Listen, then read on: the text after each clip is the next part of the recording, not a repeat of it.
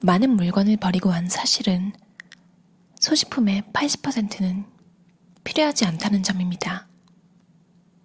덤을 얻는 것은 이득이다 라고 착각했습니다.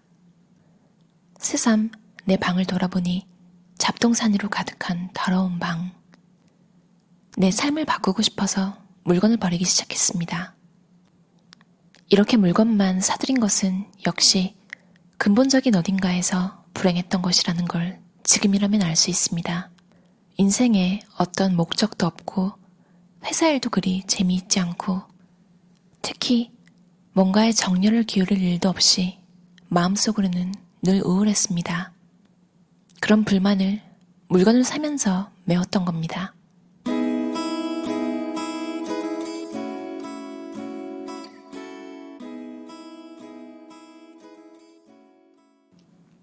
(30년간) 물건을 버렸다 늘리기를 되풀이했다. 미니멀 라이프를 보내는 사람들을 미니멀리스트라고 합니다. 미니멀리스트는 자기 나름의 삶을 중요하게 생각하기 때문에 그들의 라이프 스타일은 저마다 다릅니다.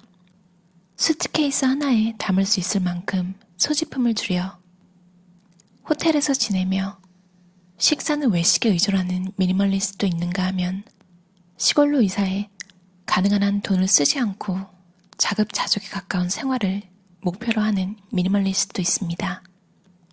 제가 이 생활 방식에 주목하게 된 것은 2009년 무렵입니다. 이후 소지품의 80% 이상을 버리고 미니멀리스트로 생활하고 있습니다. 미니멀리스트라고 해도 처음부터 물건을 버릴 수 있는 성격은 아니었습니다. 저는 이제까지 4회나 대대적인 버리기를 했습니다. 이른바 버리는 프로젝트입니다. 물건을 잔뜩 가지고 있어도 행복하지 않다는 사실을 깨달은 것은 당시 다니던 회사를 그만둔 27살 때 이때가 버리는 1차 프로젝트였습니다. 결국 실패로 끝났습니다. 줄였다고 생각했는데 어느새 물건이 늘어나 있었습니다. 이른바 리바운드입니다. 그리고 37살이 되었을 때 캐나다로 유학을 떠나게 되었습니다. 해외에 가야 하니 짐은 최소한으로 줄여 이번에야말로 심플 라이프를 실현하자. 큰 캐리어를 사지 않고 작은 보스턴백을 구입. 정말 필요한 물건과 좋아하는 물건만을 보스턴백 하나에 담아 여행을 떠났습니다. 물건이 적은 생활이 가능하다고 생각했습니다. 유학 중에는 물건을 그리 지니고 있지 않았습니다. 유학 비용으로 돈을 다 써버렸기 때문입니다. 이렇게 물건이 적은 학생 생활을 보냈지만 유학 2년째 임신을 하면서 아이 아버지와 함께 살게 되었습니다. 출산과 동시에 물건이 늘어나기 시작했다. 아이가 태어난 것을 계기로 제2차 버리는 프로젝트도 실패로 끝납니다. 익숙지 않은 외국에서의 육아는 힘든 일이 많아 스트레스 해소를 위해 싸구려 물건을 사들이는 경우도 많았습니다. 이 책은 50대 미니멀리스트의 책이에요. 보통 한 번 버리고 나서 또다시 물건이 쌓이는 그런 사이클이 반복되는 경우가 생기잖아요. 그 사이클이 반복되면서 점점 더 나아지고 버리는 속도 같은 것도 더 빨라지는 것 같은데요. 59년생이세요. 이분이 20대를 보낸 80년대에는 거품 경기, 소비가 미덕이라고 얘기되던 시대예요. 이제 소지품이 넘쳐났는데도 통신 판매 같은 데에서 계속 유혹이 오니까 특히 홈쇼핑 같은 거 보면 가격도 이제 정말 애매하게 사고 싶게끔 잘 책정하고 꼭 덤을 주잖아요. 회사 생활이 힘들잖아요. 행복하지 않음을 쇼핑으로 푼 거죠. 그래서 정리를 해도 이제 마음가짐 자체가 변한 건 아니니까 물건이 또 쌓이는 그런 상황을 맞이했나 봐요. 유학을 가서도 학생일 때 이제 가볍게 지내다가 임신을 하게 됩니다. 그래서 유학으로 시작된 2차 미니멀리즘 프로젝트도 끝나게 됩니다. 그러다가 딸이 초등학교에 입학한, 그러니까 저자가 44살이 됐을 때 딸이 학교가 있는 동안 이제 제 3차 프로젝트가 시작된 거죠. 제3자 버리는 프로젝트는 어느 정도 성공했습니다. 그리고 50살이 된 타이밍에 더욱 대대적으로 물건을 정리. 저는 드디어 미니멀리스트가 될 수 있었습니다. 제 1차에서 척척 버릴 수 있는 생활로 왜 바꾸지 못했냐면은 아직 자신의 생활에 만족하지 못했던 점에 더해 물건을 사면 지금보다 훨씬 즐거워질 거다. 생활이 좋아질 거다라는 환상을 가지고 있었기 때문입니다. 최근 30년간 정말 많은 물건을 버렸습니다. 지금까지 얼마나 많은 물건을 버렸는지 알 수 없을 정도입니다. 버린 물건에게는 미안하지만 버리면 버릴수록 삶은 편안해졌고 제 기분은 가벼워졌습니다. 물건을 버려 마음이 후련해졌는지 아니면 마음이 안정되었기 때문에 물건을 버릴 수 있게 된 것인지 어느 게 먼저인지 모르겠습니다만 물건을 버리는 일은 우리들의 멘탈과 깊은 관계가 있다고 실감했습니다. 물건을 잘 버리기 위해서는 자신의 마음과 타협을 하는 것이 무엇보다 중요합니다. 야망 잡동사니는 버리기 어렵다. 버리고 싶은데 버릴 수 없는 것에는 공통점이 있다는 것을 깨달았습니다. 일용잡화에 대해 이건 나중에 또 사용할지도 몰라. 사용하면 지금과는 다른 생활이 될지 몰라. 같은 생각이 강했고 책은 이것을 읽으면 틀림없이 공부가 될 거야. 라는 마음이 있었습니다. 통신 판매로 산 뜨개질 바늘 세트를 품고 있다. 결국 28년이 지난 후에야 버렸습니다. 이 뜨개질 바늘 세트를 잡고 놓지 못한 것은 언젠가 뜨개질을 하는 사람이 되고 싶다는 바람이 있었기 때문입니다. 이것을 사면 되고 싶은 자신이 될 거라고 생각해 산 물건. 그것을 저는 야망 잡동사니라고 부릅니다. 야망 잡동사니는 정말 버리기 어렵습니다. 되고 싶은 자신이 되려고 구입했기 때문에 그것을 버리는 것은 자신의 희망과 꿈을 버릴 결의를 하는 것과 같기 때문입니다. 그러므로 잡동사니라는 사실을 좀처럼 깨닫지 못합니다. 인식하려고 하지 않는 겁니다. 하지만 애당초 뭔가를 버리고 싶다고 생각한다는 것은 더 이상 필요 없다는 답이 이미 반쯤 나와 있다고 생각합니다. 그렇다면 깨끗하게 수납해두면 되지 않을까? 라고 생각할 수도 있습니다. 그러나 수납으로는 해결할 수 없습니다. 수납은 어디까지나 필요한 것을 다음에 사용하기 위해 정리해두는 겁니다. 그 집에 불필요한 것을 정리하는 것은 정당한 수납이라고 할 수 없습니다. 버리지 못하는 사람이 늘 되는 변명 베스트 4. 물건을 버릴 수 없을 때 입으로 나오는 변명에는 패턴이 있습니다. 저도 그렇지만 예전에 신정을 정리하며 어머니에게 버리자고 하면 어머니도 같은 변명을 했습니다. 변명 1. 언젠가 사용할지도 모른다. 계속 구석에 처박아두고 그 존재조차 몰랐지만 일단 버리려고 하면 갑자기 아까운 기분이 생깁니다. 원래 인간에게는 물건을 잃는 것을 무척 싫어하는 마음과 일단 뭔가를 소유하면 그 물품의 평가를 이유도 없이 높게 평가하는 심리가 있습니다. 모두 행동 경제학의 이론입니다. 언젠가 사용할지 모른다에 언젠가는 절대 오지 않는다는 말을 자주 듣습니다. 제 경험으로도 그 언젠가는 온 적이 없었습니다. 사실 언젠가는 늘 없다는 말로 바꿀 수 있습니다. 언젠가라고 생각하는 한 아무리 지나도 마르지도 않고 책을 읽을 시간도 없습니다. 사람은 자신이 소중하게 생각하는 것이라면 아무리 바쁘더라도 제일 먼저 시간을 내지 않을까요? 소중한 것이 아니기 때문에 언젠가 곧이라고 말하며 행동을 미루는 겁니다. 언젠가 사용할지도 라는 변명이 떠오른다면 실제로 지금 이 순간에 사용하세요. 변명 2. 다른 사람에게 받은 물건이라 선물을 버릴 수 없을 때는 물건과 감정을 떼어놓고 생각해보기를 권합니다. 선물에 붙어있는 감정은 준 상대가 자신을 생각해주는 마음입니다. 이 마음에 대답하기 위해 어떤 선물이라도 고맙게 받는 게 좋다고 생각합니다.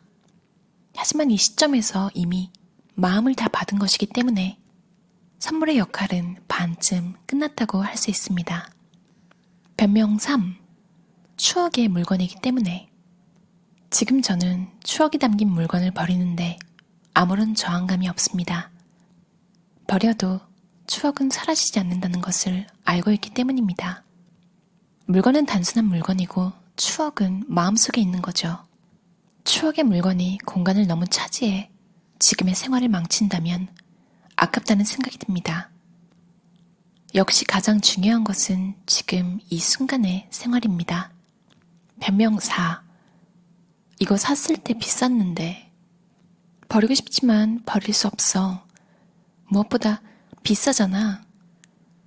고액이라 아까워서 버릴 수 없다는 것도 버리지 못하는 전형적인 이유입니다. 이렇게 아까워서 버릴 수 없는 물건을 버리지 않고 그대로 두면 과연 무슨 일이 일어날까요? 우선 큰 물건이라면 장소를 차지해 방해가 되겠죠. 작은 물건이라도 그걸 볼 때마다 400만 원이나 냈는데 입지 않으니 아깝네. 이런 낭비를 하다니 나는 바보였어 라며 자신을 책망하고 후회로 가슴이 아픕니다. 돈은 둘째치고 죄책감과 후회는 마음을 무겁게 합니다. 살 때 비쌌다고 하더라도 사용하지 않으면 바로 버리는 게 결과적으로는 훨씬 이득입니다. 지금의 생활에 만족하고 있습니까? 행복하다고 느끼나요? 만약 지금 생활에 만족하고 있다면 억지로 물건을 버릴 필요는 없습니다. 하지만 현재 상황에 불만이 있고 조금은 더 이렇게 되었으면 하는 마음이 약간이라도 있다면 자신을 바꾸는 첫걸음으로 물건을 버리는 것을 추천합니다. 물건을 줄이는 장점 중 하나에 결단 필요해서 해방된다는 것이 있습니다. 인생은 선택의 연속입니다. 화장품과 옷을 고르고 SNS를 체크할까 말까, 이메일에 답장을 써야 하나 말아야 하나, 날마다 작은 결단을 빨리 내려야만 합니다. 사람은 매일의 생활 속에서 수많은 의사결정을 합니다. 사람이 매사를 결정하는 정신력은 무한하지 않습니다. 무언가를 결정한다는 행동을 하면 할수록 뇌가 피곤해지고 판단력이 떨어져 잘 결정할 수 없게 됩니다. 이것이 결단 피로입니다. 결단 피로에 빠지면 스스로 제대로 결정할 수 없습니다. 결단을 중단해버리거나 정상적일 때는 결코 생각할 수 없는 바보 같은 결단을 하는 경우도 있습니다. 제 경험인데 결단 피로가 생기면 충동 구매가 늘어납니다. 뇌가 피로하면 아무 생각이 나지 않아 충동적으로 사버립니다. 일상적으로 결단 피로를 느끼고 있다면 많은 것들이 귀찮아집니다. 아무 의욕이 생기지 않습니다. 청소가 귀찮아 라는 마음은 방에 물건이 너무 많은 탓도 있지만 그런 탓에 매일 결단 피로를 느껴 청소라는 아주 단순한 가사조차 꺼리게 되는 것이라고 생각합니다. 물건을 줄이는 것은 결단하는 기회를 줄이는 행위이기도 합니다. 참고로 물건을 버리는 단계에서 결단 피로를 느끼는 경우도 있습니다. 우선은 버리려고 끄집어낸 물건을 보고 결단을 미루고 그만두고 맙니다. 끄집어냈다면 바로 그 자리에서 결정하세요. 미루면 의사결정을 해야 하는 기회가 한 번 더 늘어나는 겁니다. 망설여지면 버린다로 결정하세요. 지금 당장 뭔가를 버리고 싶어서 몸이 근질거리는 분들에게 비장의 방법을 알려드리겠습니다. 어떤 사람이라도 이 방법이라면 반드시 버릴 수 있습니다. 우선은 한 손에 쓰레기 봉투를 들고 재빨리 버리세요. 사소한 것들은 생각하지 않아도 괜찮습니다. 방을 휙 둘러보면 당장 버릴 수 있는 것은 얼마든지 있으니까요. 15분 동안 27개를 버리는 방법을 소개합니다. 방법은 이렇습니다. 타이머를 15분으로 맞춘다. 쓰레기 봉투를 잡는다. 타이머를 스타트. 집안을 돌아다니며 버릴 것을 쓰레기 봉투에 넣는다. 27개가 되면 봉투를 그대로 쓰레기통에 버린다. 이것은 버리는 가속도를 붙이는 방법입니다. 아까워서 물건을 좀처럼 버리지 못하는 사람이라도 필요 없는 물건이라면 자신도 버릴 수 있다는 자신감을 갖게 하고 버리는 쾌감도 맛볼 수 있습니다. 이제까지와는 다른 삶을 살고 싶다면 전과 똑같이 살아선 안 됩니다. 버리는 일은 귀찮고 때로는 고통을 수반합니다. 하지만 보다 나은 내일을 위해 용기를 가지고 계속 버리세요. 어떠셨나요? 후데코의 일주일 안에 80% 버리는 기술이라는 책이었는데요. 80대 20이라는 이 숫자 비율 많이 들어보셨죠? 파레토의 법칙이라는 건데요. 전체 결과의 80%가 전체 원인의 20%에서 일어나는 현상. 저도 이걸 유통관리사라는 자격증 딸 때 배운 것 같아요.